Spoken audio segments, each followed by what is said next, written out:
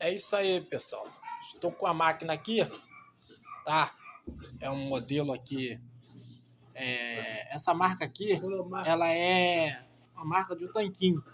A maioria aí tem essa marca aqui no tanquinho.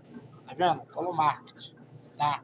Mas aqui eu tô aqui na casa do cliente, que ela não é um tanquinho. Ela é uma máquina. Ela lava e seca, certo?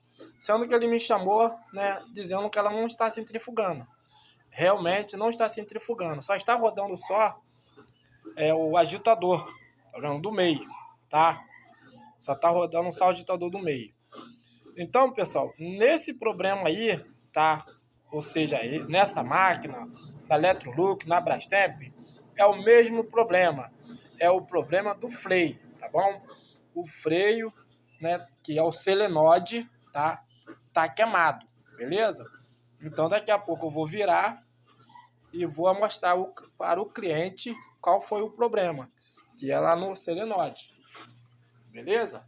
Essa aí é mais uma dica aí, ó, do rei da máquina de lavar que tá passando para vocês, beleza? Isso aí.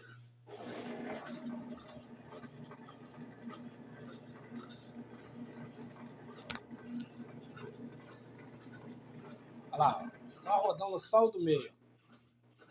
Vocês podem ver aí, ó, que não tá rodando isso tudo ali, ó. O seu instalado não tá rodando, tá?